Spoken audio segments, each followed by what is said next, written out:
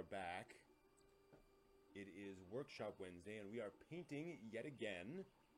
It is Wednesday night, and it's time to make something. We were painting last week, we'll be painting this week. That'll probably be our last painting Workshop Wednesday for a little while. Just because, oh, it needs to be a little hotter, sorry. There we go. We'll go up. So there we go, that's better. So yeah, we will be having a painting edition of Workshop Wednesday today. I got a couple of different minis to paint, particularly this eagle here, giant eagle that I want to paint, and these sort of bird people, Aarakocra, as they're called in D&D. I've actually been working on some other things here, just throwing some paint on these tree trunks. But they're ready to go, so I'm just going to go ahead and move them out of the way. There we go. I've also painted this guy called a Tridrone. It was a sort of weird mechanical creature in D&D, and I actually need to do a little bit more work on him. This little metallic paint is fine. Actually, I might want to dry that a little bit more. I'm not quite sure it's fully dried yet. And once he's done, maybe, I'm going to paint some eyes on him. But before that, I'm going to go ahead and work on these creatures. So I always like to use the official art where possible as a basis, and here is the painting in the monster manual, kind of hard to see, of the giant eagle, and it's basically just a brown color on the base. And I mixed up a similar color here for the trees. This is the color I was using for the trees before, the tree trunks, and that's a pretty close color to the brown I need. So I'm just going to use that here on this guy and just paint essentially the wings, and it looks like sort of half the tail, you know, and then kind of feather it out. So basically I'm going to paint brown and then kind of feather it up to that part there. So to do that, I'm just going to go ahead and grab my brown and do the main things. I don't think they show... Nope, the wings are a solid color. I'll probably come back and add a darker brown on top of this, sort of brushing it, to give it some variation. Layers are your friends whenever you're painting, especially minis like this. But this will get me you know, that fundamental color, where even if I don't add anything more to this, I will still have a nice, you know, a mini that represents the color I'm going for, even if it's not perfect. Now you'll notice maybe that there are a bunch of lines here. I tried to sand out some of these aspects of the 3D printer. Wasn't able to do a good job of that. So there's going to be some weird sort of grid patterns on the underside of the wings. I'm not too worried about that, because how often are the players going to be looking at the underside of this mini? So one of those things where sanding did a little bit, helped some, but this is just, you know, what I got to work with. That is just kind of the reality of that. So there goes that, and I'm trying to get this color everywhere. As you might be able to tell, if you're at all familiar with 3D printing, this printed in several different pieces. Even if you're not familiar, it might be just obvious to you. So there's the main body, and the two wings. The wings printed separately. And then I glued them on somewhat inexpertly, but you know, I'm not an expert. So that kind of makes sense. So I'm going to go down just part of the way with the brown, and then later I'll come back in and brush and get the full color there. Like I said, right now I'm just focusing on getting this brown on the entire wings. Oops, got a little bit down there. So I've got to make sure to incorporate that later. And so this is basically just slathering brown everywhere. Because apparently eagles do have these very brown feathers. Growing up, I did see a lot of hawks and a few eagles occasionally soaring overhead. I grew up on some wooded property. Still near civilization. It wasn't a farm or anything like that. But a lot of wildlife. So I did see an occasional eagle around there. And they did have these... They do have these dark brown feathers that occasionally come across a feather on the ground. And they would be this dark color. Excuse me. Okay. Let's just go ahead and get this painted in here. And like I was saying before, one of the great things about painting minis is that as long as you get a color on there that's about right, that's really what matters at the table. Like, you could go a little bit, you know, you can always get better, but that base color is really really central. Okay, trying to make sure all the white is gone. I'm trying not to get on the rest of it. Now let's see here. The claws themselves are, what I'm going to pull up some images. This is basically a bald eagle. I'm going to pull up some images of bald eagles. Again, doesn't have to be exact.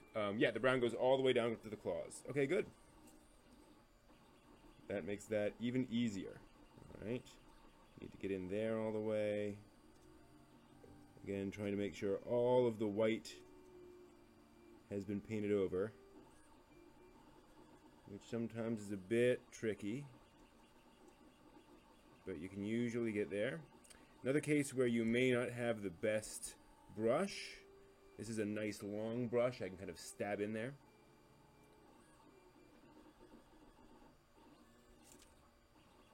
Okay, and then you got to make sure to get the edges as well, because you want to get the brown along there. Now, you might not do that, and you might like how that looks, and that's fine. And the idea that the maybe it has some slight white feathering on the tips of its wings. That is a perfectly valid painting choice. But for today, I'm trying to make this all brown. Alright. Cool. And you see how just that much painting, and this is already looking much nicer. Much more like, you know, you'd expect a giant eagle to look. Alright, so now to the underside. Like I said before, I'm going to do basically just up around the head, then I'll brush around it later to make it look just right. Around these legs, and just those claws we'll do some kind of a yellow color with. You don't want to go with a primary color on any sort of animal, because those are the kinds of colors you'd never see actually in nature. You know, a really bright yellow, almost all, even in nature, it's almost always mixed with some other color in actuality.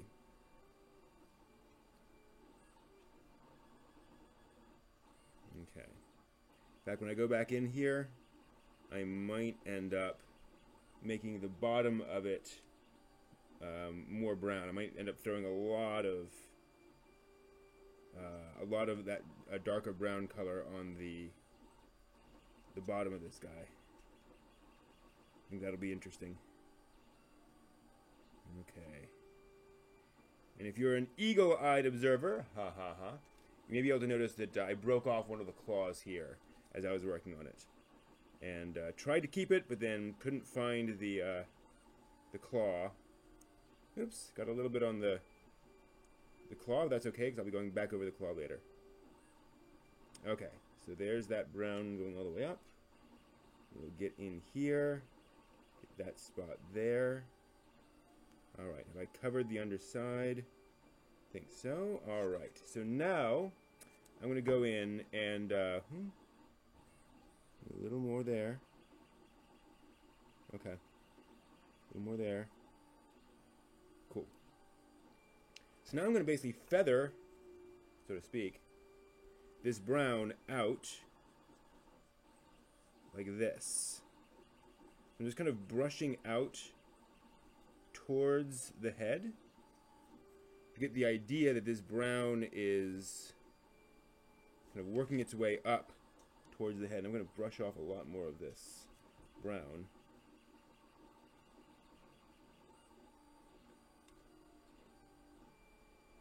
And just kind of brush it up like that. Because I want that idea of the feathers kind of, you know, it's not going to be an exact one-to-one or an exact cutoff between the brown feathers and the white.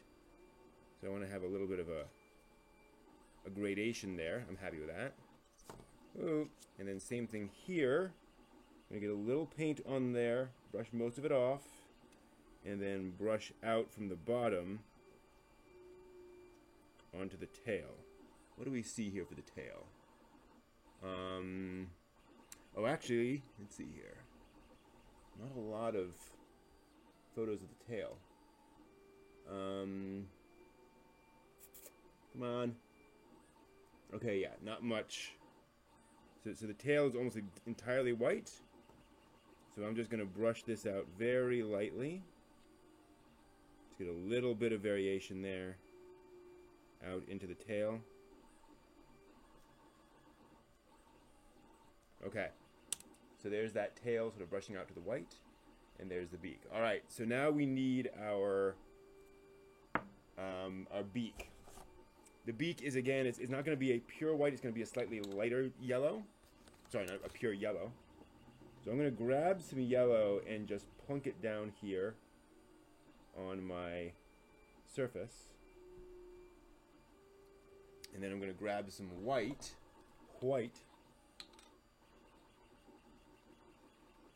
and mix those two together and see what we get. In fact, let me do that on the brush, on a brush here. I'll get a different brush, mix those around a little, and I'm going to look at that. That's still a little too yellow, so let me grab some more white, put that on there. Oops. Mix that in. How are we doing? That's better. That's the yellow I'm looking for. Cool. Okay.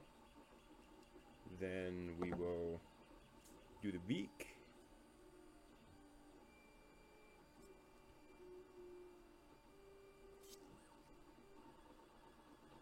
Nothing magic here, just basically painting a cone of yellow.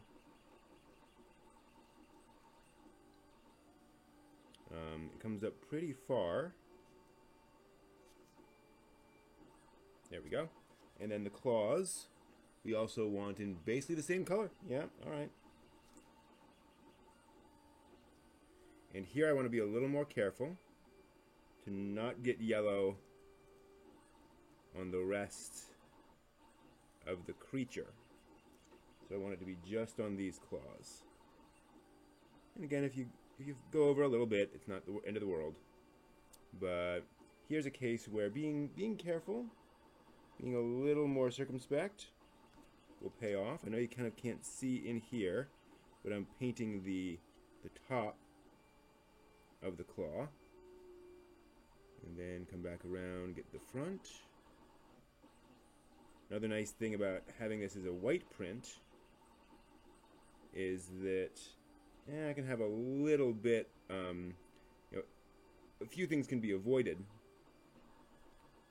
I can, if I don't get every single square millimeter, you know, the white kind of fades into the yellow, this light yellow, and so you won't notice as much if it's missing that little bit of paint right that one spot. Speaking of, Go over in here. Like that. And then get the underside of this claw.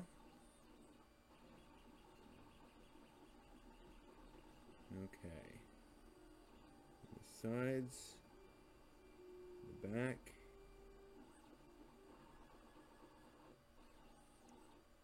Got a fair amount on my brush here. I see there's some brown right there on that side. Just need to get in there and brush it. Oop. Good. Okay.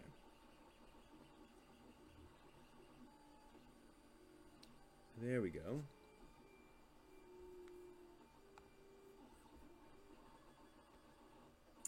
All right.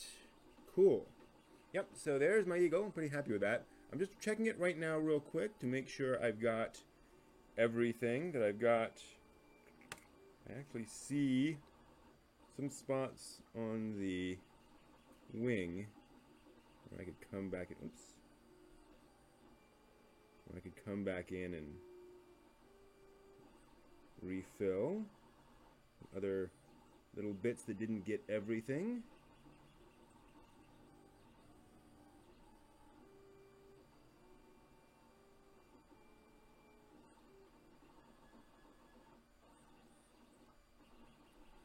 Oh, some over there as well. I've got plenty of this brown, which doesn't mean I have to use it all. That's a fallacy. But since I have it, I might as well use it somewhere, and it's turning out very nicely for this eagle. So I'm very happy with that.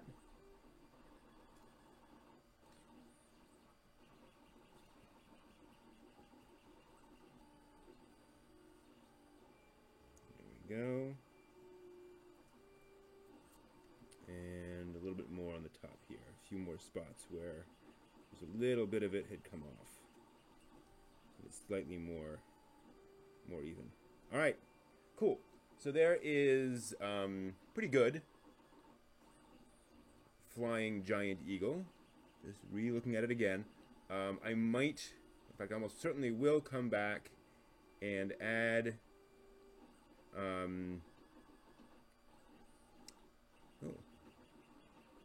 Right there. And add some dark brown brushed on top of this, just to add an extra layer. But that is certainly something I'm comfortable with. So, okay, that's going off to the side. Sweet. And I gotta make sure I don't slap my hand down in this yellow here. And then let me look over at these other little creatures. I have other things I can paint today. This won't be all of it, but these are the ones that are kind of high priority because the players might be encountering them next session. So, let me grab the... so the other thing is, again, called an Aarakocra.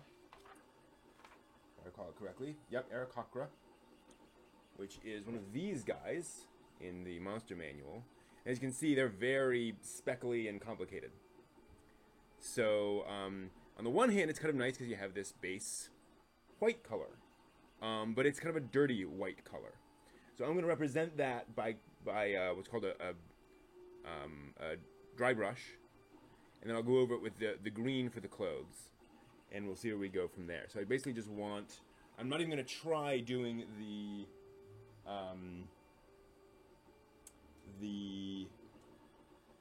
anything else. Okay, yeah. I can actually use that brown. Good. So, we want the edges of the wings to have that speckling aspect of it. So I'm going to grab some of my paint, get almost all of it off the brush, and brush it on the bottoms of the wings here. No, actually that's not right, because this, I don't want them to be a pure white color. So I need both of these. It's going to be interesting. So I need a whole bunch of a sort of a light tan color, which would be basically this brown mixed with some white. So let me grab some brown, whole bunch of brown. We have to mix this on the surface here. hopefully that will be enough for one, well, for two figurines, rather. Alright. And then some white. That next to it, kind of next to it, sort of kind of next to it, mostly on it. Okay. I can always dip into that later.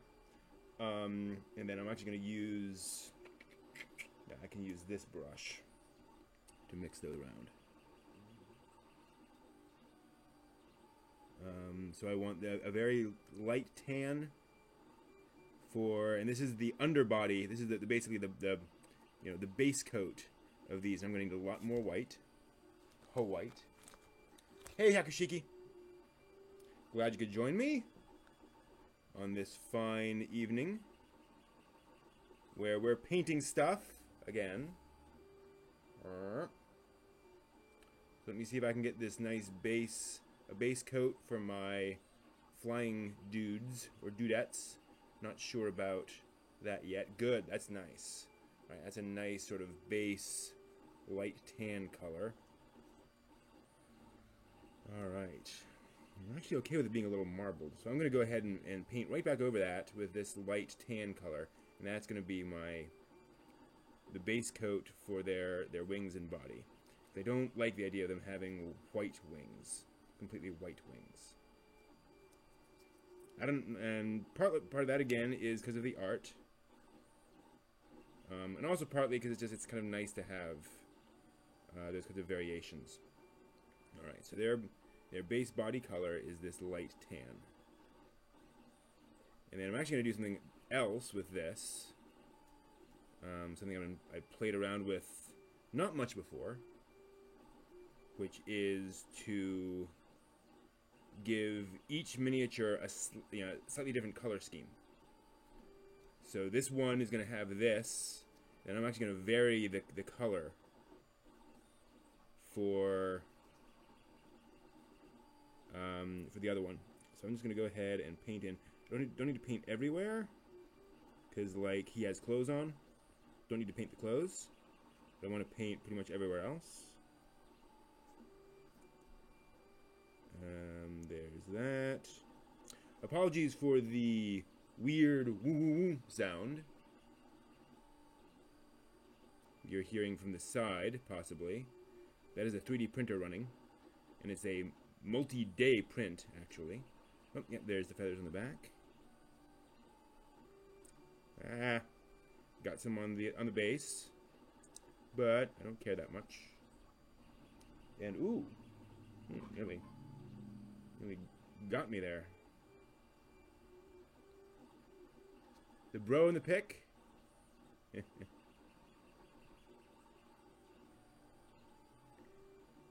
there's some creepy stuff in D&D. And I'm sure quite a bit of Rick and Morty references D&D. Since they are D&D people going way back. Or at least Dan Harmon is. Alright, so let's get in there.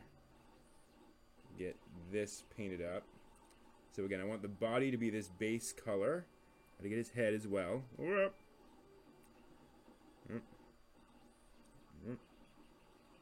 Don't have to shake it around too much.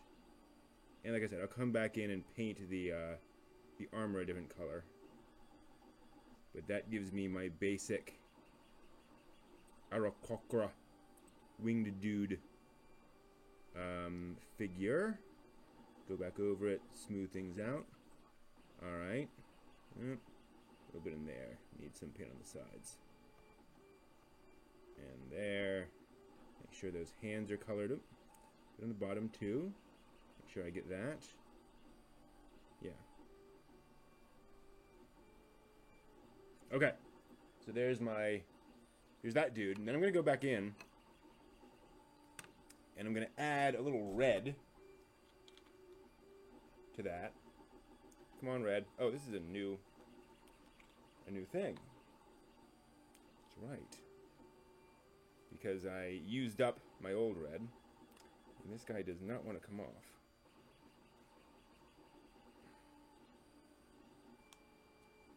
Oh. Wow, plastic's not coming off at all. I'm just going to have to reach in there and tear that plastic off. There's a plastic sheet on the bottom of it, and it just kind of adhered to there. All right, I'm going to remove that. Whoa. Ah, smeared everywhere. Okay. Not unexpected when something like that happens. All right, so I get to look nice and blood-stained here. Ah. Zombie attack. That's okay. I can clean that off later. So here's my... Nope, no. Don't cross the streams. But let's move some of these things out of the way. There's the red, there's the yellow. Hey, JPEG says, yes, I printed all these figures, everything you see here. So, go back and, again, trying to minimize the amount of stuff here that gets on my hands. Alright. Built the Sinanju. Nice. Good to hear. Alright, so I'm going to grab some red and toss that into there and just tint that body color. Hopefully just tint. It's okay, yeah, no, that's fine. Yeah, that's good. So it'll look distinctively different. Cool.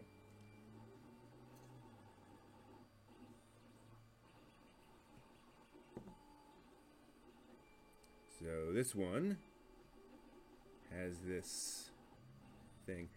One of the reasons of doing this is, you know, heck, since I'm doing all of these, and I'm painting them all myself, why not give each one a custom paint job? Like, why make it look like it came off an assembly line? Because it didn't. I might as well just go ahead and do that. Yeah, the 3D printers are really cool, and they're cheap now. They're a couple $100 each. So it's like a paper printer, more or less at that price range. I mean, you can get a paper printer for more like $70, but the point is, it's now affordable by the middle class, which is really nice. And then you can make all sorts of stuff like this. I actually found, speaking of Gundam, somebody made and uploaded an entire Gunpla kit. Not just certain pieces, not just here's how to kit bash this for something else, but, every single piece 3D printable, which is a problem because, I mean, they're not going to print very well, I would imagine. Like, the tolerances on these things are not that great, so I suspect that guy has access to like a professional level, very high detail 3D printer. Not a, $200, $300 desktop model like these. Alright, yeah, good. So yeah, so these will dry with slightly different colors, just enough to say, okay, that one's got the more beige body. That one's got the slightly more pinkish body. Alright.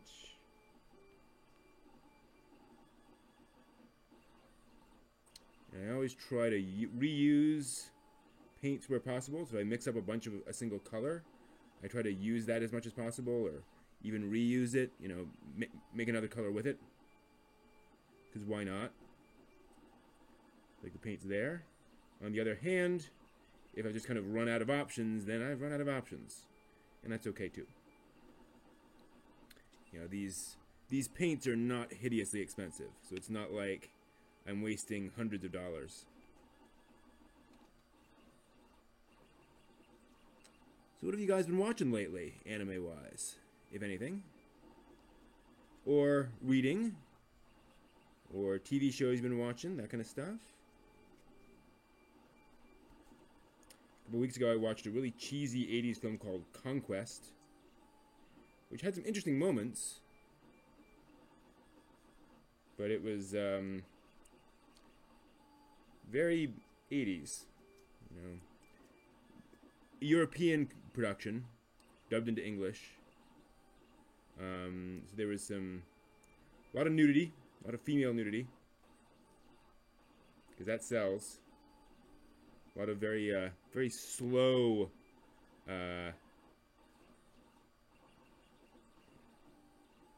slow scenes. One of those things which, you know, felt very European. Where it's like, we're going to take our time and tell our story. But it was kind of neat. It was set in the very early in sort of man's history, although it's unclear if it was set on Earth or anything. But like, the main character has a bow, and people are very interested in it because no one else has bows. Like, it's that old. So the idea of bow as sort of advanced technology is an interesting little twist. Okay. So there's the painting there. And we'll do... make sure we get all around the head. Alright, so there's the basis of that. Alright, let's go back. How are we doing on the rest of these things? Actually, I'm going to go ahead and do him. So this is my little Modron slash Tridrone, I believe it's called. Weird little D&D creation. And I'm going to go ahead. Where's my... oh, I need to do this too. Got a little special thing over here. But I believe I have some toothpicks around here, which I wanted to use for this eye. And I don't see them, so I need to grab them from the other room. So I'll be back in about 15 seconds.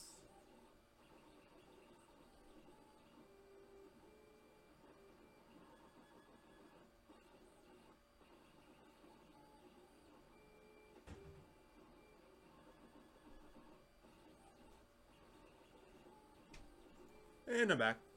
That was easy. Okay, so you can see this guy has these little eyes right here. They're supposed to be white. And it's kind of hard to get that with a paintbrush. So I'm just going to use a toothpick dipped in some white paint to just touch where I want that white to be. And the toothpick is actually a fairly blunt instrument for this. But for what I'm trying to do, it's fine. Alright, so there's his little white eyeball. Rotate. Watching Lupin the Third. Nice. I assume this is the old 70s show. I mean, there have been a few revivals over the years. And a bunch of the OVAs, but I assume you're talking about the 70s TV show. Yeah, I've watched some of that. Oops. Rub a little bit of that off. Alright, so there's his eyeball. And then we'll get his third eyeball. And I'm basically just touching this down and pulling it off. And that just adds that color to that. I can't really get in very well. But I can at least get some white notes. Okay. So there are those eyeballs. I'm going to actually come back to this in a little bit once I've had a chance to dry and throw in some a little black dot in the middle for the eyes. Yep, gotta start right, absolutely. I have Gunbuster on my to-watch list. That's all locked and loaded, ready to watch sometime soon. Hopefully this weekend. I'd really like to get that watched this weekend. The original OVA. Alright, so I think we're pretty dry on this guy. Still has a little bit more to dry. Okay. So we're kind of waiting on everything else to dry. Let me see what else. Well, I might as well get started on this then. Do I want to use that brown for anything? What else have I got? Oh, that's an interesting question. Need to look something up. I have this really weird creature that I wasn't planning to necessarily paint tonight, But, okay, that's not its colors at all, so that's fine. Alright, so yeah, I need to go ahead and rinse this out, my paint there, that brown paint. And then we're going to work on something special. So, in the meantime, I'm going to leave you for just a few minutes with some, with a cartoon. I need to split these up at some point so they're not taking up a huge amount of time, but we'll get back to that at some point, so I'll be back in a few minutes.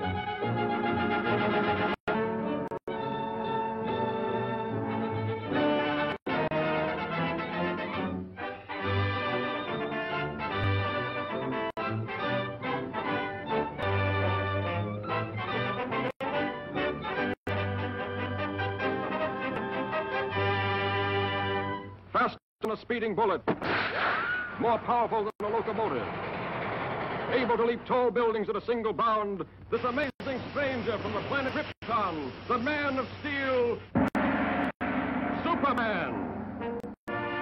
Possessing remarkable physical strength, Superman fights a never-ending battle for truth and justice, disguised as a mild-mannered newspaper reporter, Clark Kent.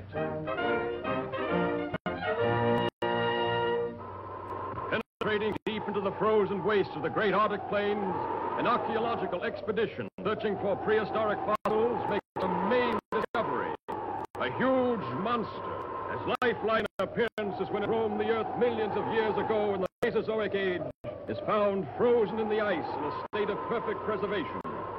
Constantly handicapped by the hazardous sub-zero elements, the scientists and their band of tireless workers succeed in removing the mammoth creature from the frozen pit.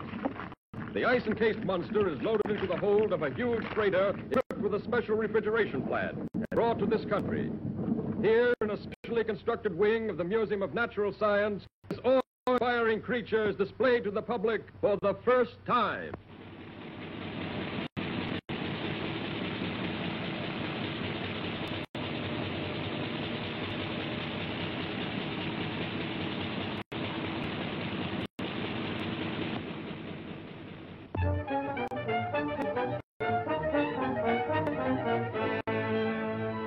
To say that if the ice were permitted to thaw, there's a possibility the monster might still be alive?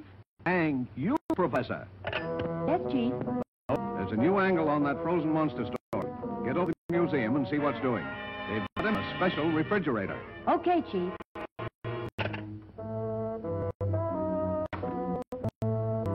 Oh, Lois, want me to go there with you? No, thanks. You'd probably faint if you saw the monster. You scare so easily. Maybe she's right, but Superman hasn't fainted yet.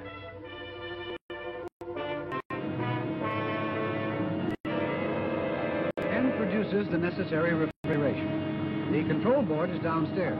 I'll show it. The entire plant is operated from this board. The thermometer must be watched constantly, as any raise in temperature might prove dangerous.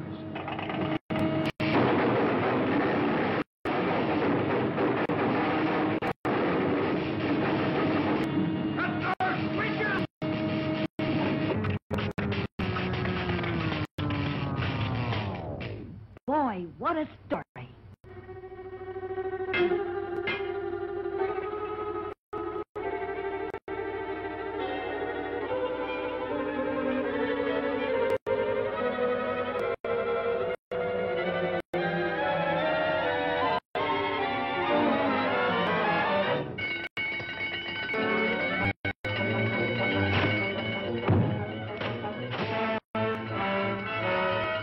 Outside, everybody. Get lively, please. Use the nearest exit. Please. Please, folks, keep moving. We have to clear this room at once. That's what he thinks.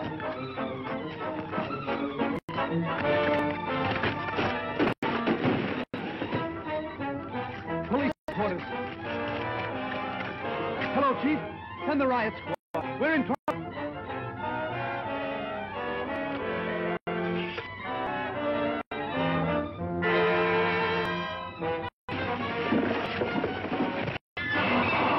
Hello, Planet. Give me the city desk. Hurry!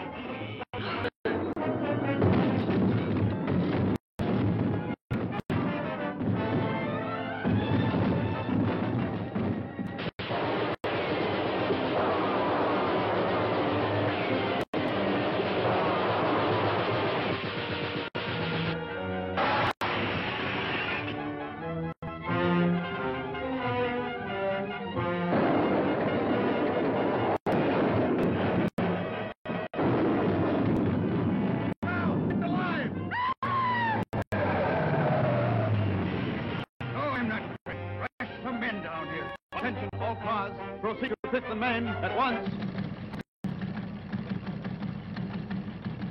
Chief, Lois is in the museum. Better get over there, Kent. Right. This looks like a job. For Superman.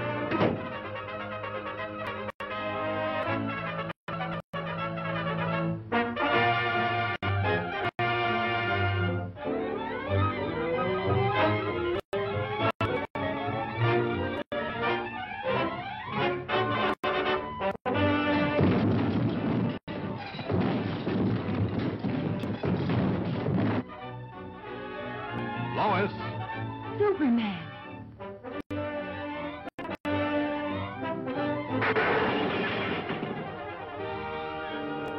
You'd better get back to your office where you'll be safe. I've got some work to do. Yes, sir. And this the best story in years? Well, chance.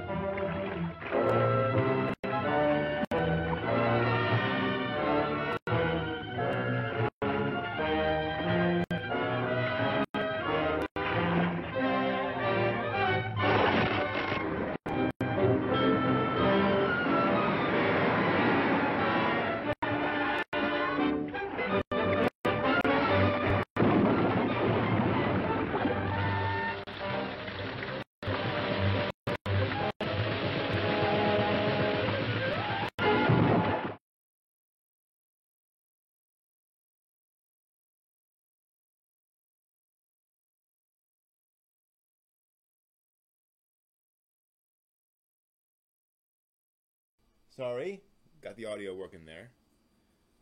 So the good news is the 3D print finished, completed, much earlier than expected. It was supposed to be done tomorrow morning.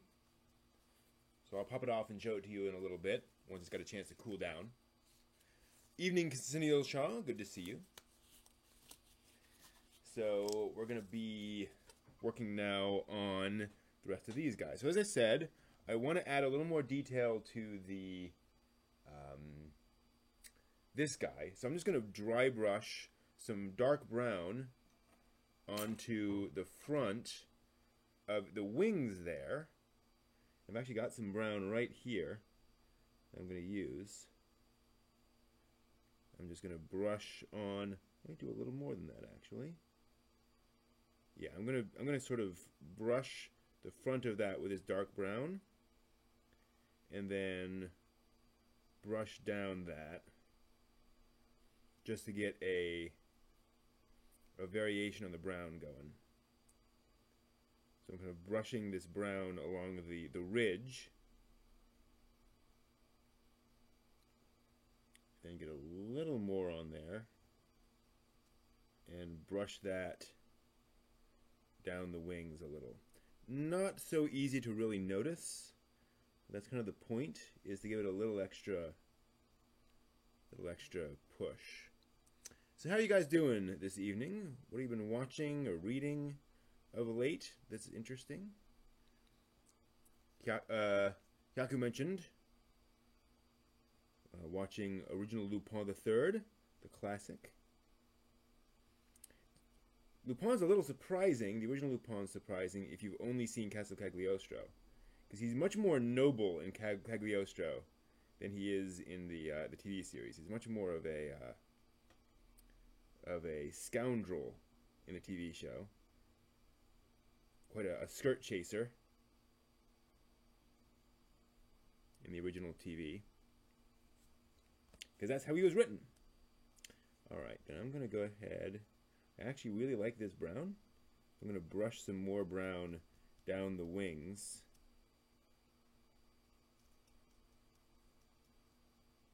And again, just give it a little more color variation. I think that just adds to the overall effect.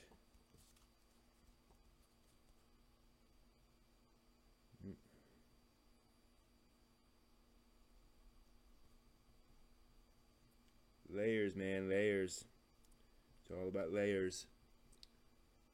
There's Ichi the Killer. Weak ending, but an all good for what it was. Cool. What is Ichi the Killer? I've heard of it, but I'm not familiar with it.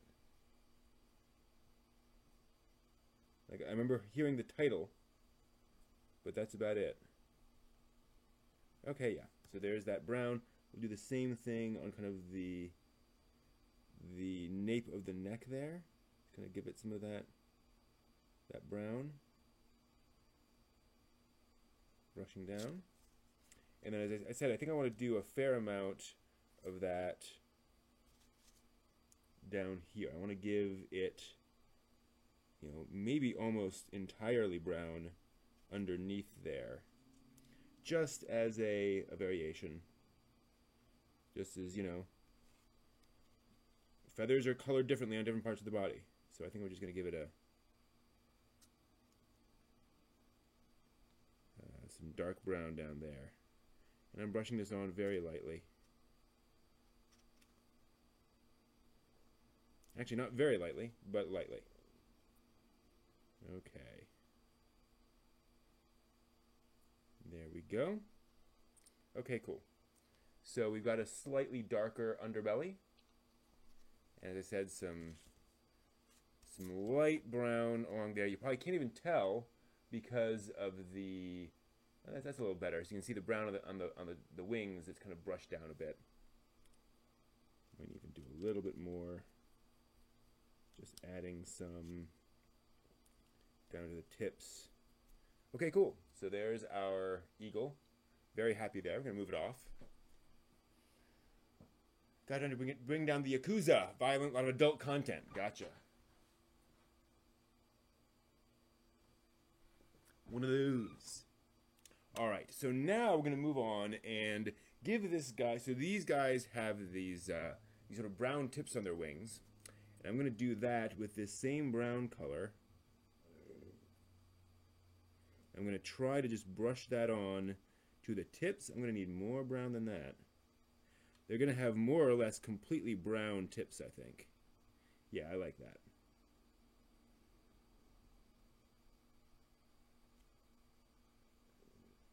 So I'm okay with there being a lot of brown on the feathers there. And then same thing on the other side. Obviously that support material created this weird grid on the back, which is not perfectly pretty, but what can you do? Things don't always work out the way you want, and you just roll with it. That's kind of how you do. Roll with the punches. Used to be my my motto. One of my favorite movies having to do with Yakuza type material is a movie called Married to the Mafia, which is a sort of a screwball comedy about a guy who literally wakes up in bed with a woman, does not remember the night before, doesn't remember what happened, neither does she. They were both out drinking. And it turns out she is the daughter of a mafia family. And she's kind of tried to go legit all these years.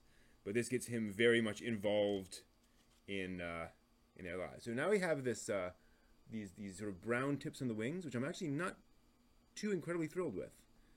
So I'm actually going to go a little less noticeable for this guy. Just sort of a light brushing of the brown, just to indicate a sort of a speckled nature on that, without trying to get them sort of dark. And we'll see what that does. I think that'll work out a little better. I don't want him to look like he's like the wings are muddy, basically. That's not what I'm going for. How's that? That's a little better.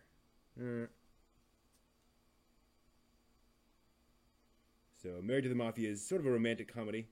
Definitely screwball-ish. Live action. Would make a good anime, though. A good sort of Mamoru Hosoda style. You know, sort of family comedy movie. Alright, so there's that brown coloration on the wings. And then these guys have got what else? What else could I color? Because we've only been going for about an hour. I have some other stuff to do. OG Berserk, nice. Oh yeah, I've got my little Abyssal Marauders. Let's do them. So these are gonna be interesting.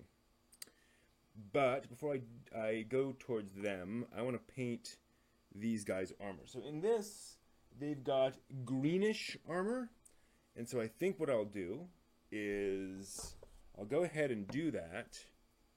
There's the red. But I'll give the other one, I got the red open. I'm going to give the other one sort of a dark red armor. So I think, not quite sure how to get the shade I'm looking for. Oh, maybe I'll do the red and the brown. So let me grab some red. Don't need much because I'm just doing the one mini. And then some of the brown here. Don't need much either because I want it to be primarily red. Let's mix that up.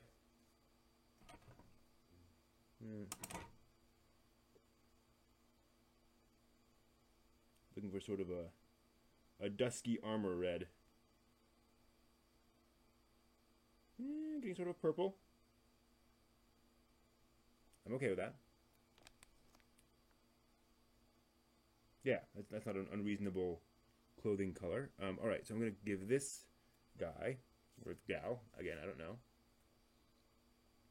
Dorohedoro, cool. Yeah, OG Berserk is definitely a thing. Okay, so now I'm just throwing some of this red on the guy's armor. And I'm going to give the other guy maybe some of that green armor. That green color. Okay. Nothing exciting here in terms of technique. Just trying to cover only the armor bits and not the rest of him, which is non-trivial, but with a nice small brush you can get in there.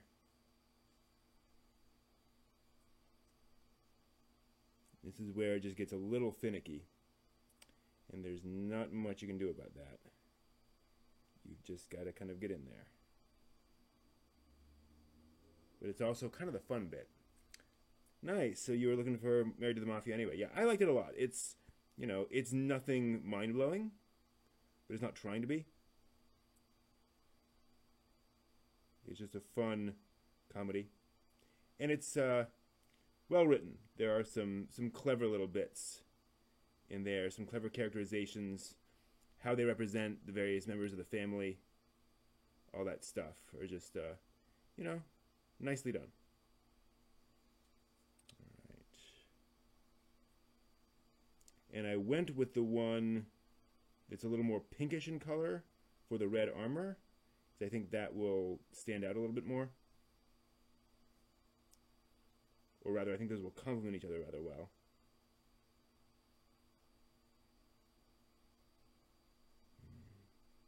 So I got to admit, the more I work on this stuff, the more I think about going out and taking care of stuff like this, the more I want to play Monster Hunter World. That video game has just kind of taken over my perceptions. Taken over how I want to spend my free time. I don't spend all my free time playing it. Haven't put that many hours into it. But I do enjoy the prospect of going back and playing it quite a bit. I think that is just a thing in the back of my mind a lot. Alright, get back in there.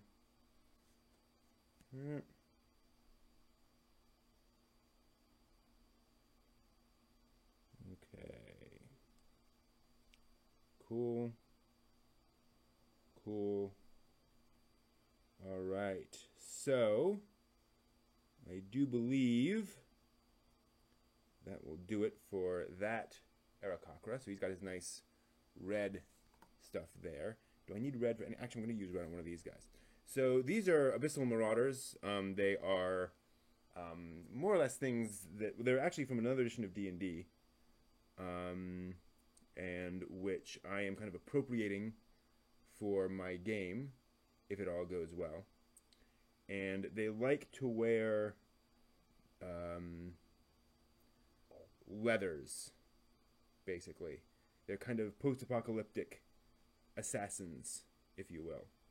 So I'm going to have some of them in black, and one of them in this dark red color. This is a nice sort of leathery color. I'm just going to go ahead and basically cover the figure with this red, and then maybe go back in and you know, change the boot color or something like that. But everything except the head. So I decided they do have white skin, and I want to keep them. I want to have them just be this sort of weird alabaster skin people. But the only things uncovered is their head, which is just kind of weird and memorable. So just giving this guy, this gal actually, a base coat of white, of the red, to cover up the white. I'm even gonna do the hair, or whatever that is. That might be like a helmet or something.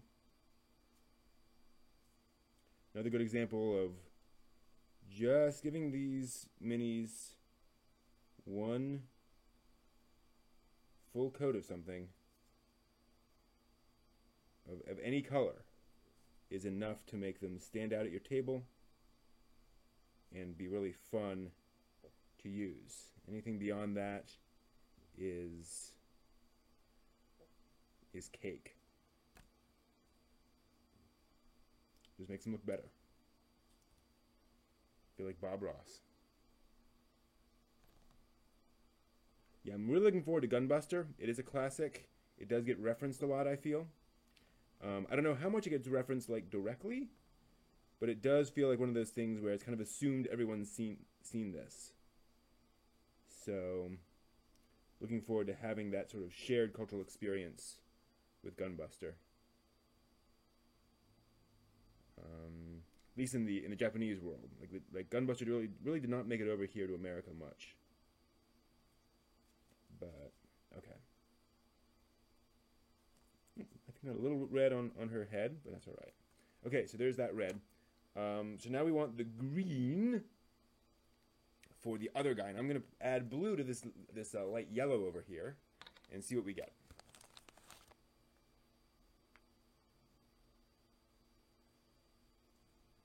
Maybe a little more blue. Okay.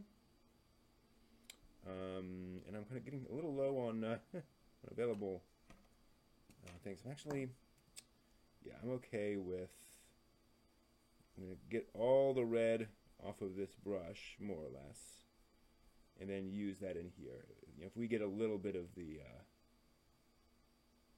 red into this green, that's okay. Not going to be that noticeable. Okay. Getting a sort of a greenish color here. Yeah, it's a nice muted green. See what we have. Yeah, I'm quite content with that color. Let's go ahead and paint that for this one's armor.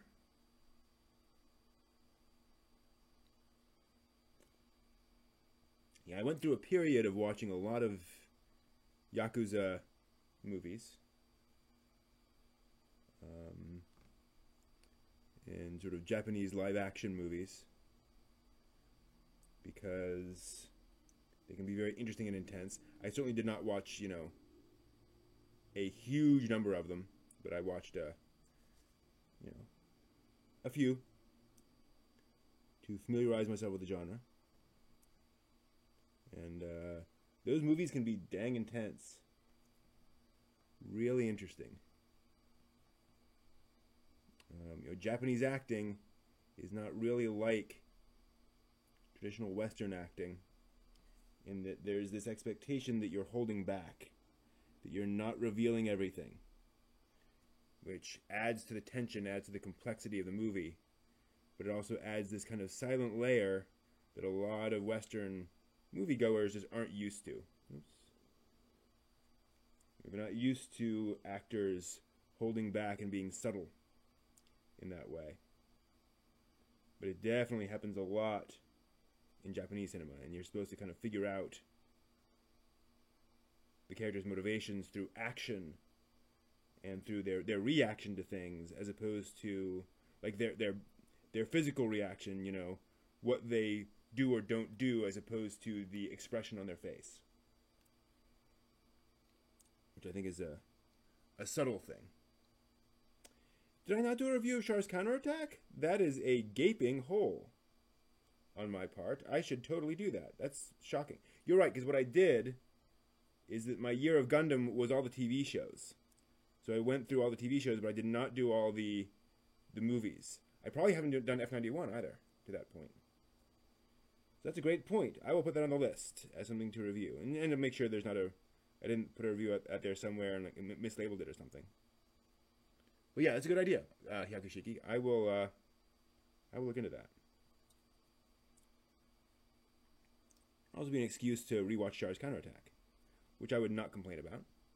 All right, so there is the armor on that Aarakocra. Again, just a dark green. I think I'm going to go back over these, though. I'm going to wait for those to dry a little bit. So I'm going to go back over those with a like a dark brown, or even just like a regular brown, and just brush a little bit of brown over there to indicate the idea that they're a little dirty. Kind of like that idea. So probably just this brown.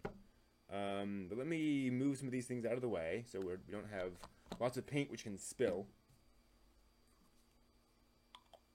But yeah, Char's Counterattack is kind of a weird movie to review because it's made pretty much just for Gundam fans. It's kind of hard to recommend that movie if you haven't watched large amounts of UC Gundam. But as that, it's pretty amazing. Alright, so I'm going to go back to this guy and give him his eyes. I'm going to grab, actually, I've got this metallic steel color. I'm going to use that for its eyes. Oop, there's some white on the end of that. So I'm just going to go over here, dip this in here, and then very carefully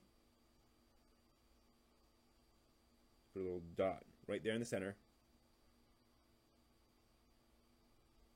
Repeat.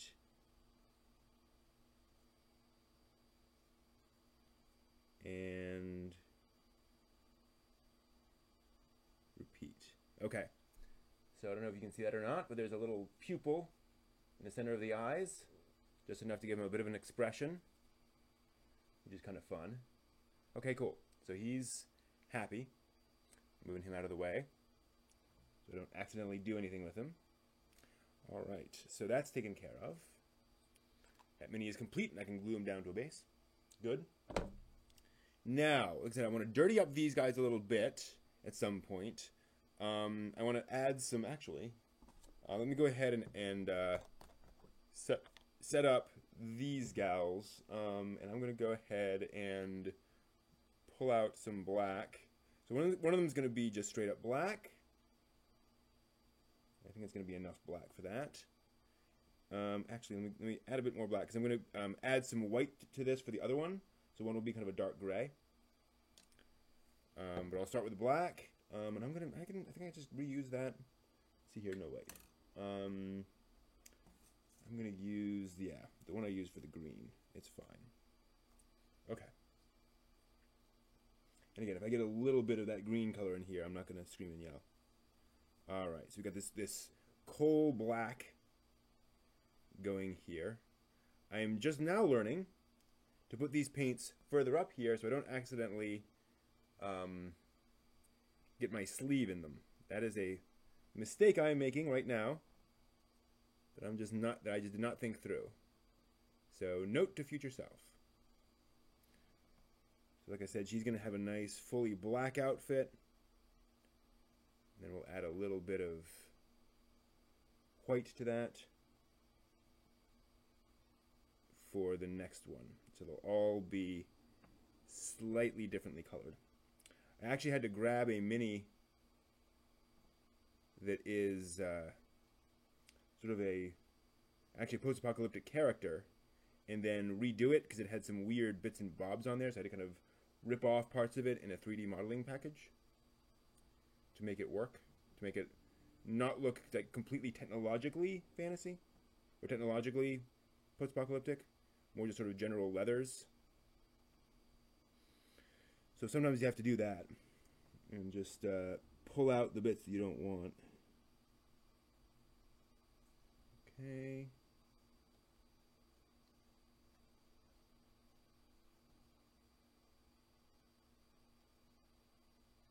That'll do. And if I can hold on, I think so, to the head, well, so I can do the rest of the body in this black. Good, that'll be nice. So I do have something special coming up at the end of the stream that I will be painting. It's kind of funky, kind of crazy. So just hold on for that. Once I get done with all of these puppies, I'll show you that. It's pretty nuts. Okay, cool. I think I got everything painted there. Good. And then add some white. Do I have? Nope, I don't have a stick that just has white on it. Going through a lot of popsicle sticks tonight, which is why I bought 150 of them. So I'm going to add a little bit of white to this. I'm actually going to move it off to the side.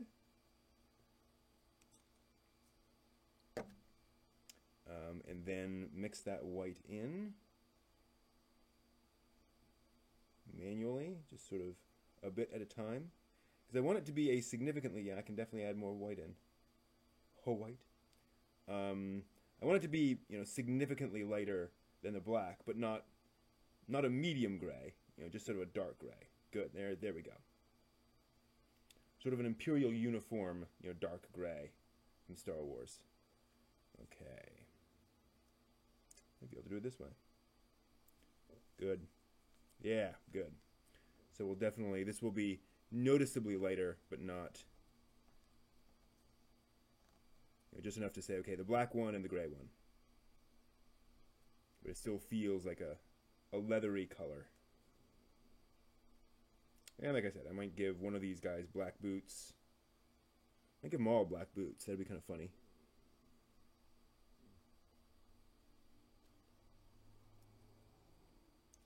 But that's that's something just to kind of to plus it, not to do anything really in detail. All right. And this is, again, just kind of slathering paint all over the bottom of the model. Just getting all those cracks. I'm being very inelegant here because I'm going for coverage. And the design and layout of the model is such that there's not really a lot of detail in there. Everything is sort of, it's sort of one long cylinder of body. You know, the arms are right on the sides, so there's not really much detail to be wary of.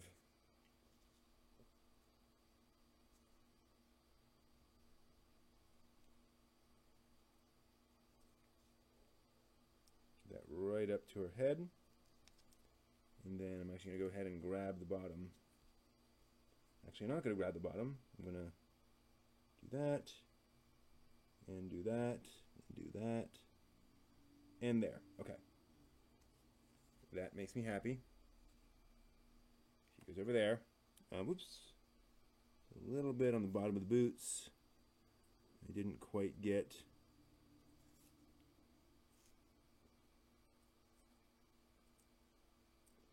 Okay. Good. All right. So let's go back and dirty up their armor.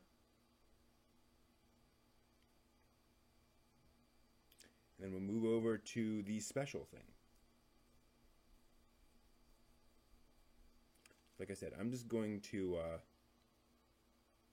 I basically got all of the black off, or 95%, and I'm just brushing them with an almost dry brush, and you may not be able to see it, but it just adds a little bit of detail to there. It just adds a little kind of grime to their outfits, and it just gives it a little extra bit of interest. A little more than that.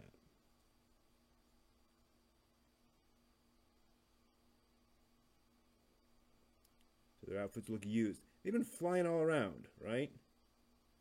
They've been patrolling the skies and being buffeted by winds.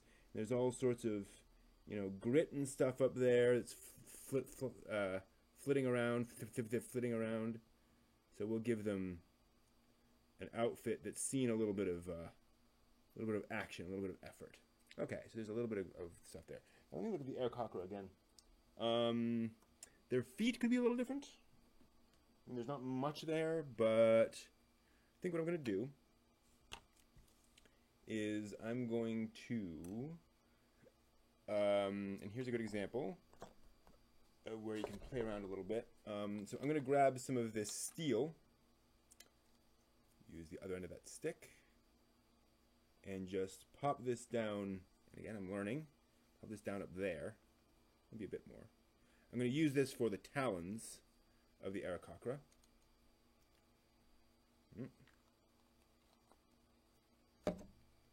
And I'm going to reuse what I've been using before on that little bit, just so I can, actually maybe not. Yeah, I think that'll be okay. Yeah. Get a little bit on there and then just brush that ever so gently onto the talons to represent those, you know, talons. They should be shiny and kind of scary. And I'm kind of messing that up a bit. I'm getting it on the base as well as the talon. But you know, such is life. Okay. So now the talons have some definition. Do the same thing here. Trying not to get black all over me.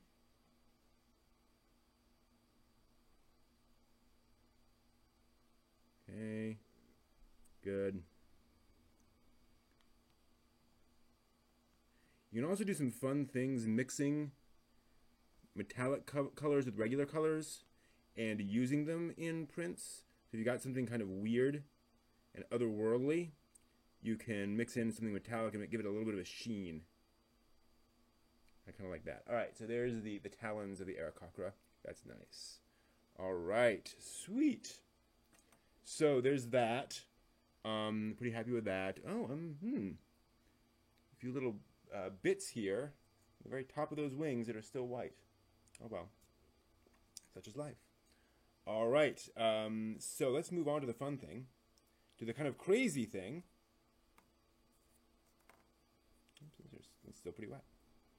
Which is, make sure my hands are nice and dry. In fact, let's move on to a different thing, because this is the new crazy thing, a 3D printed skull.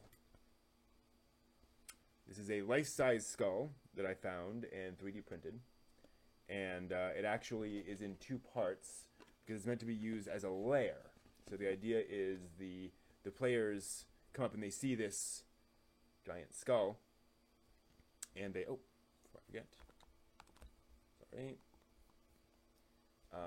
and then they try to, they look around, and there's an entrance in the back, and they can go in, and you have your minis down there playing around. So what I want to do here is two things.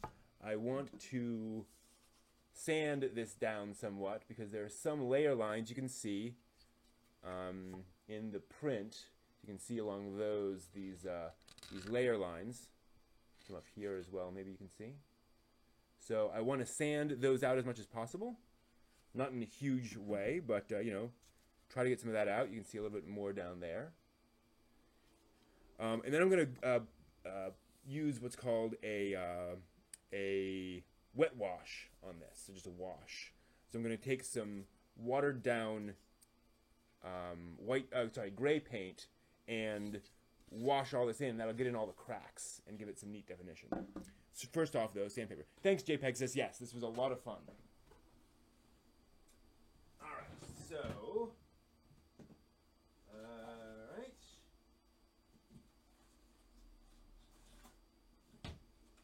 here's a bunch of sandpaper, and I'm going to go ahead and I'm going to start. I'm going to try a heavy sandpaper just down here.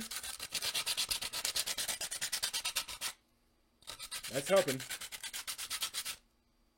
Yep, that's definitely smoothing that.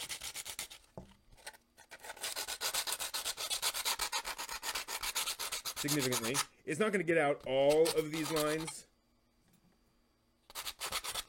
right? It's never going to look perfect, but I can make it look a little less obvious. Good. This is a very heavy grit sandpaper. It's 60 grit. You know, I'm sure you can get heavier grit, but from a sort of a household perspective, this is one of the heaviest grits you can get.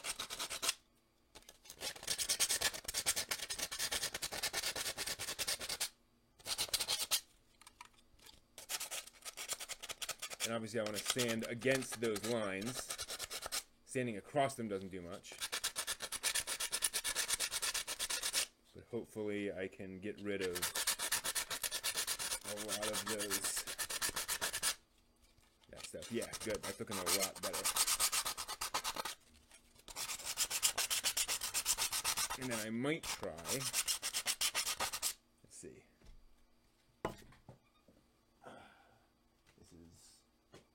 This is, all right, there's a lighter grit sandpaper. So this is a 150 grit. I'm going to try that. I am getting little bits of this everywhere, by the way. So that is the problem, is that you get that. But I want to kind of do this on stream so you see what I'm doing.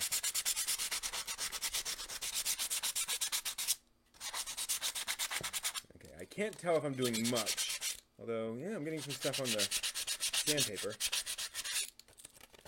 So yeah, I don't know that that is a huge improvement.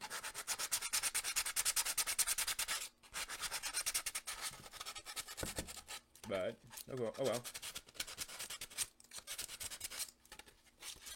Alright.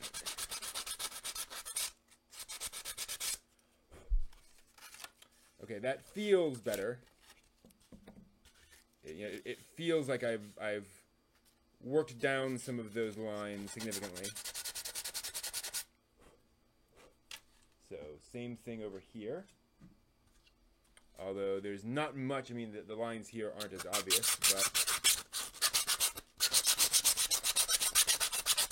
I added the horns myself and the little hole. I realized I put the hole in there mainly because the it's a hag's lair, and I realized that she would have to set a fire inside there to cook, and she would need a hole in the skull. And I thought it actually kind of looks like an exit wound, which is kind of cool. It looks like somebody stabbed this giant thing in the head.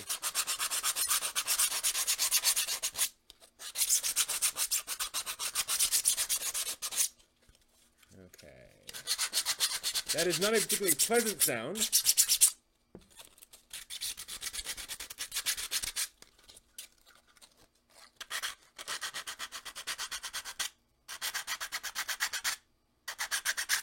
Okay, yeah, that's definitely having an effect on those lines. Okay. And I'm not looking... The other thing is, like, yeah, I'm not selling this, so I don't particularly care.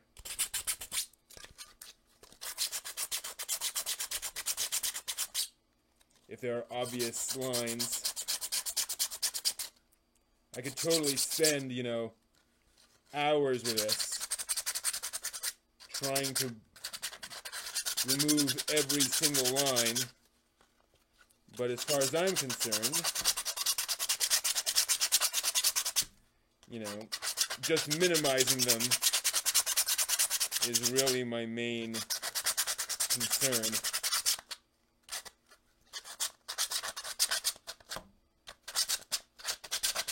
Okay, and then going back in with the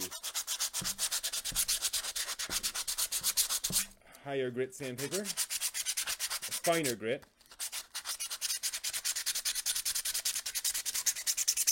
Yeah, I can't tell that's doing really anything. But it feels like it.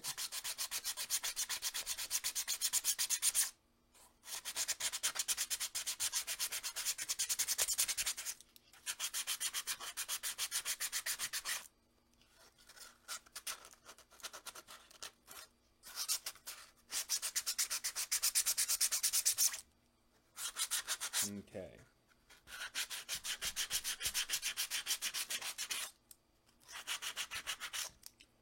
Cool. Yeah, that's definitely much more,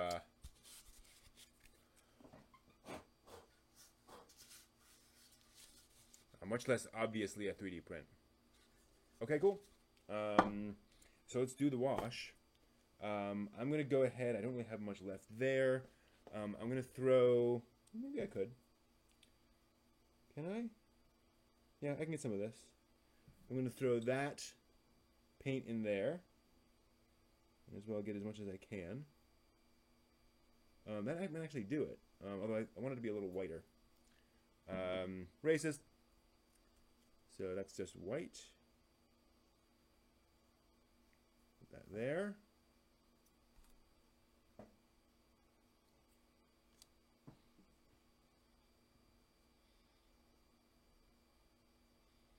Yeah, that's about right. Then I'm going to add some water to this. So let me grab a little container of water.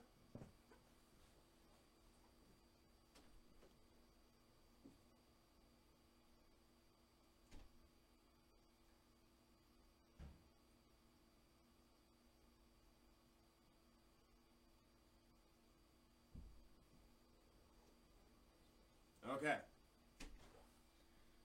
So I'm adding water to this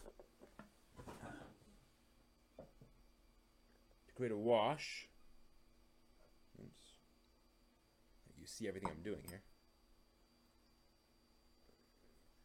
You want a fair amount of water in there.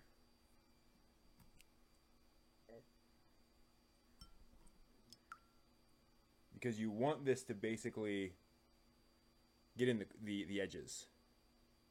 Into the corners, and so you want it to be extremely wet. I need a paper towel too. So this is a somewhat goopy, but still not wet enough.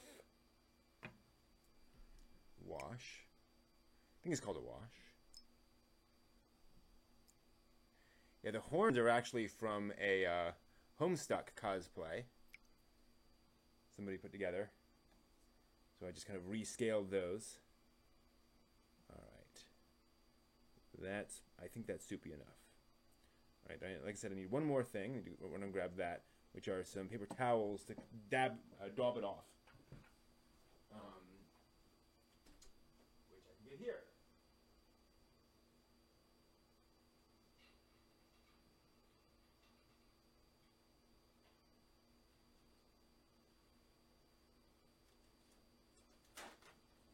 All right. So we're ready to begin. Whoa.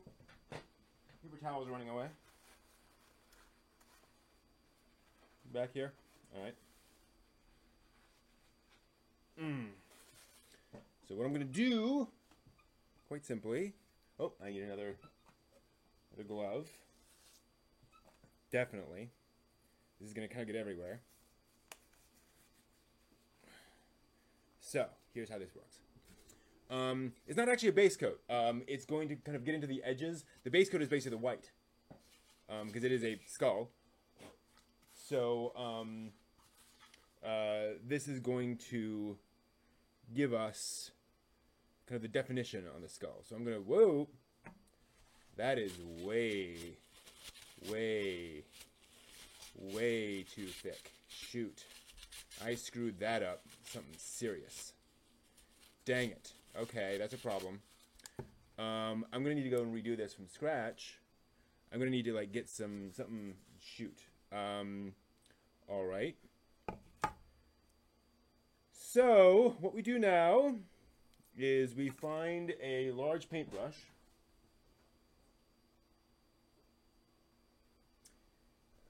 So you see what happened there is my paint was way too thick. So it just covered this where I wanted to go in. So I'm going to go in here, grab some white. Oops.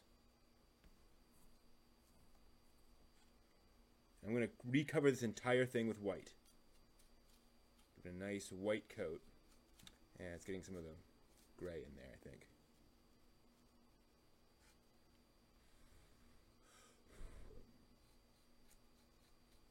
I'm going to recover this.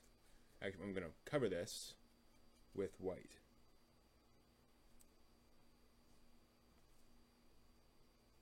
Because I want this to be a white skull with gray in the edges, not a gray skull. No offense to He-Man. Okay. Think of a bleached skeleton in the desert. That's the vibe I'm looking for. It should be mostly white. Okay. So we'll leave that to dry. That's pretty white.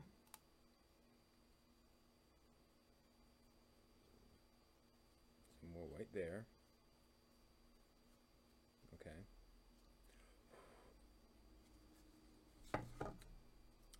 Mistakes were made.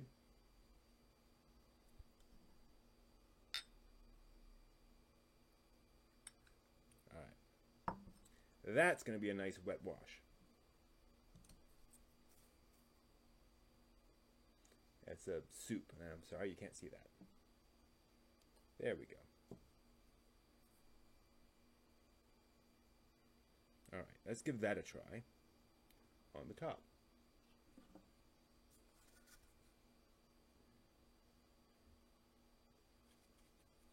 And it's still very, very... Wow.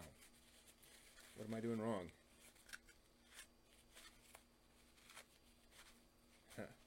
I'm actually okay with there being some... I think what I'm doing wrong...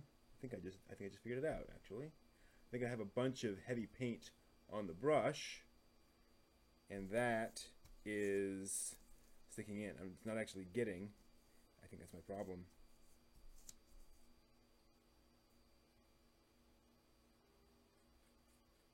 No, it's still pretty dense, pretty heavy. Huh. Odd. Why is this so... Why am I not getting an actual wash out of this? Like, I've done this before, and it just almost entirely rubs out, as opposed to this, which gets everywhere. That's really weird. Okay, well, bit of a failure. See, I'm getting some weird gray marks on it. I'm kind of okay with that. In fact, what I might do, just going to go ahead and paint in the skull, or in the eye sockets, and then rub some of that out. But I like the idea of there being this weird darkness inside the sockets. Like, that can be dark, but not too dark.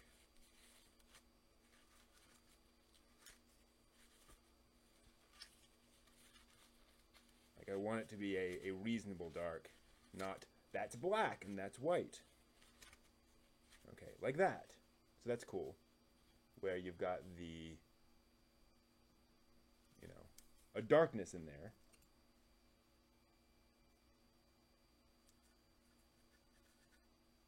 All right. And get in.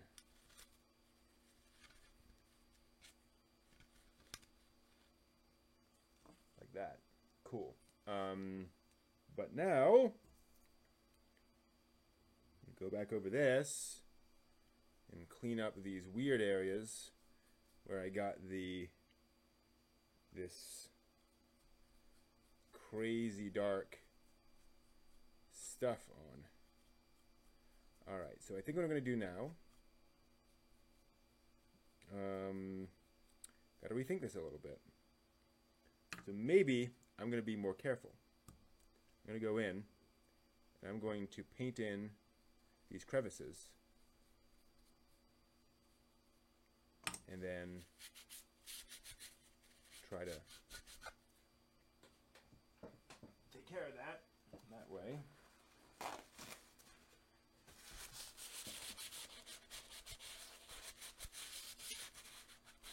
So I'm just kind of brushing off as much of that as possible. No, I don't like that. That's a weird color. You know, I don't like the obviousness of that. Okay. So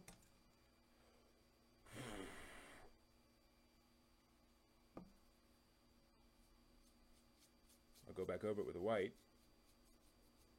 And that might actually kind of solve my problem, where I think if I give the edges the white, so that might blend it in kind of nicely, or hopefully some.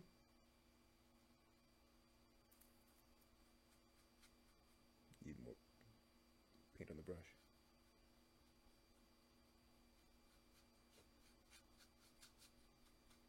But I'll still get my gray in the edges, or in the little in the cracks.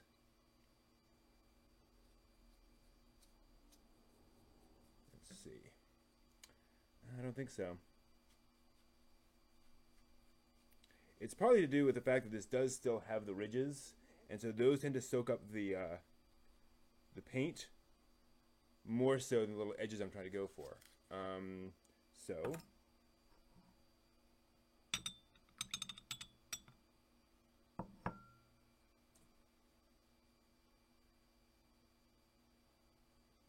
again, let's see what I can do here. And actually, you know what else? Let's lighten it up.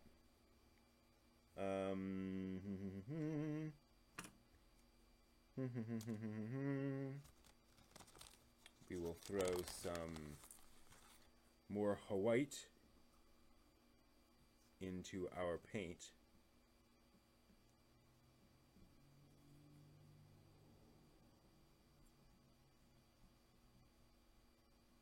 Because I think a lighter, and it's really hard to get gray much lighter.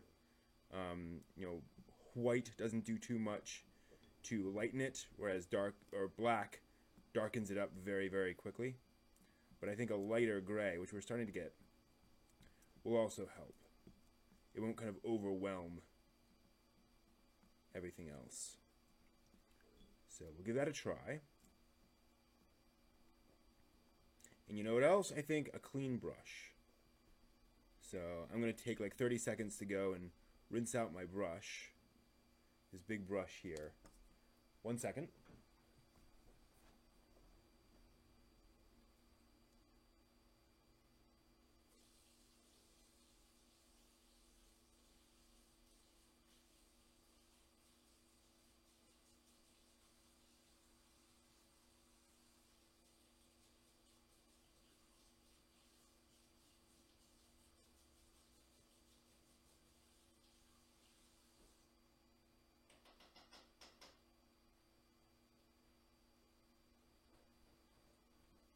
All right, so there's no more of that gray on here.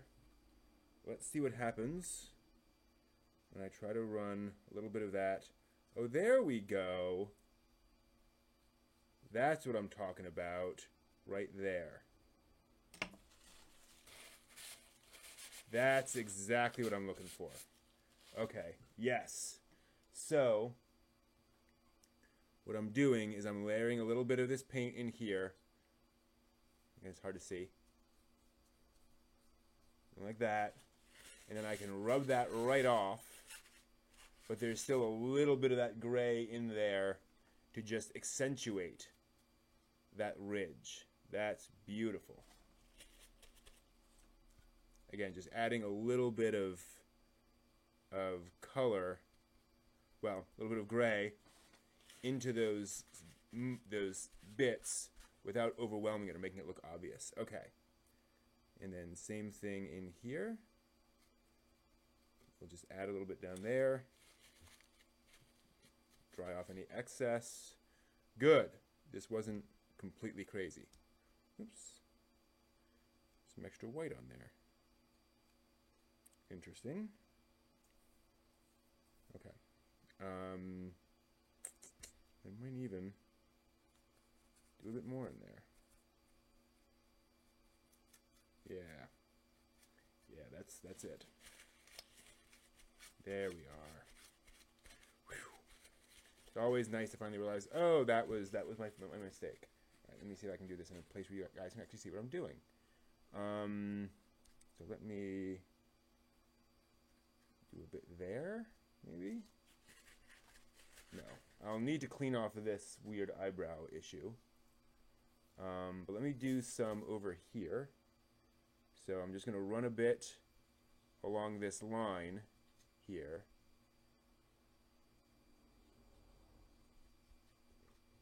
And down in there. And up in there. And then I'll rub it off.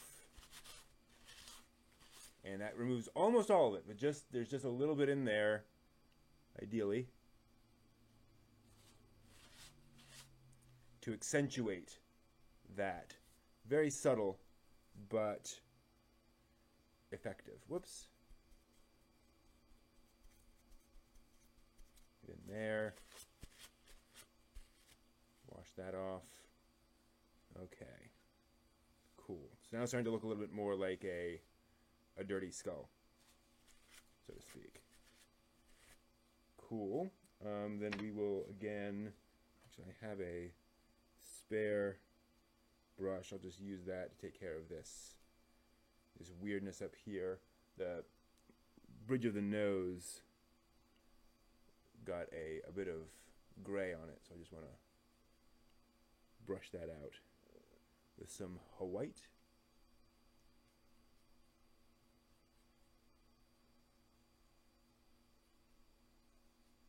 Doesn't need to be perfect, just enough to make it not be this weird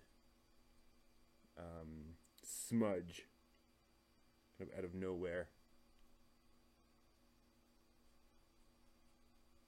Okay, there's a little up there as well.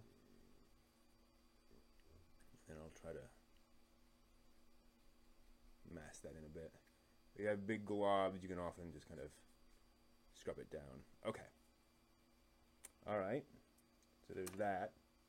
Let me move that over to an area to dry, and I'll come back here and repeat the process. So this is where, hopefully, oh no, this is still pretty wet. All right, so let me come back here, and just apply it in here, in spots like this. So you see I'm getting this gray paint all along here. Then I come in and just rub it out, and you got a little bit more in those crevices, just to give it that definition. This is maybe a bit thinner than I would like, actually.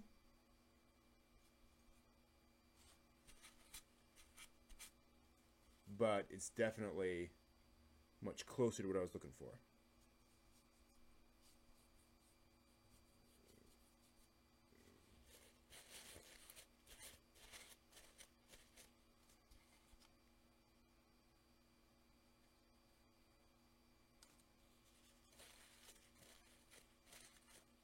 Yeah, cool.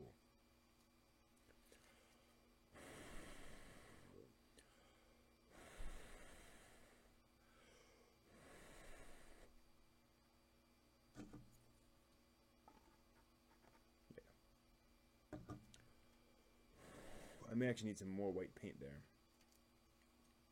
I don't know. Hard to tell.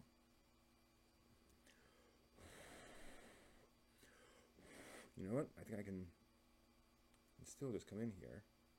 Okay, yeah, that's actually messing with the white a bit, but that's not the worst thing in the world.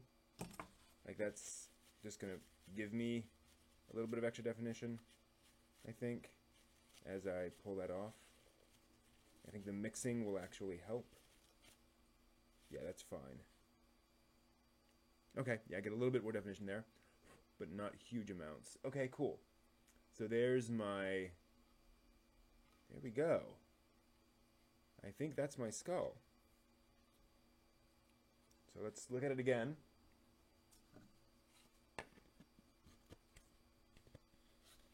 And so you see what that wash does for it. It just gives it a little bit more oomph, a little bit more, you know, okay, this is a real thing in the world, as opposed to just an object. There's a little bit sense of dirt and grime that's worked its way into the edges. Back to that point. I'm going to add a bit more dirt and grime in here. Yeah, it's a slightly lighter gray than you would want for this,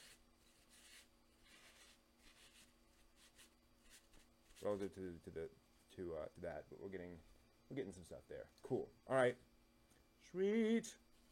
Yeah, there is my skull, ready for the players. All right.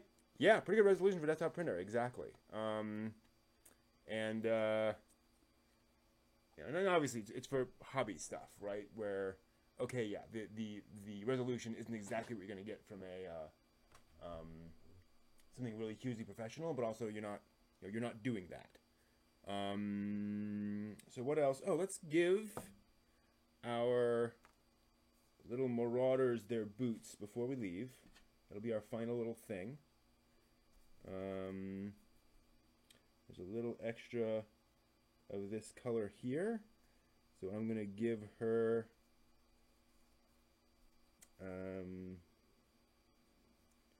some black boots while I'm at it, because if I put these on a mini base, they'll need to be,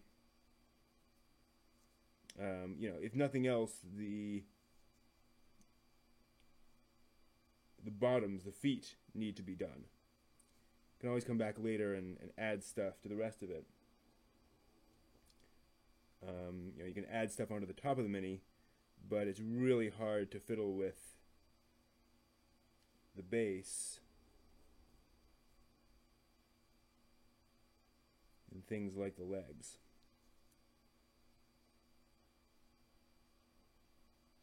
All right.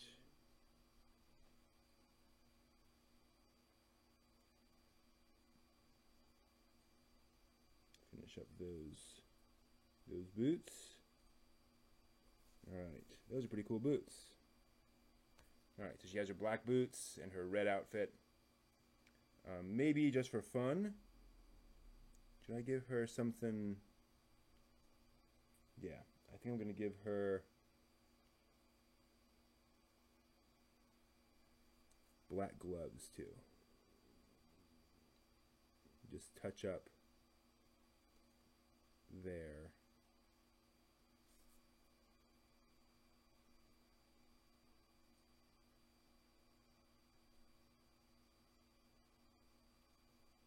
Yeah, I'm very pleased with this. Again, for hobby stuff. You know, I'm not prototyping circuit boards here or doing something that needs incredible resolution. You know, satellite parts, not something you want to necessarily 3D print. Well, let's give her longer ones. I'm just going to feel like it. She has these long, like elbow length gloves, I've decided. Just to give her some extra visual flair.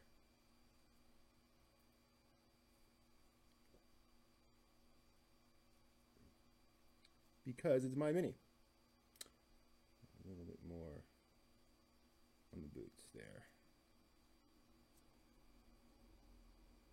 Sometimes it's a little hard to go over places you've already painted because the paint's kind of thick.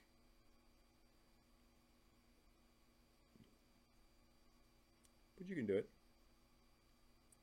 Just takes a little extra work. It's not hard at all. Get in there. Okay. Cool. That's them. I'm cool with that. And yeah, that is it for tonight. Thank you all very much for joining me for the Workshop Wednesday. I'll be back on Friday with some with the latest anime news and a review of the disappearance of Nagato Yuki-chan, the manga, 10 volumes. So I'll be talking about the art there and how it tells the story, and some there's one moment at the end where got me right here.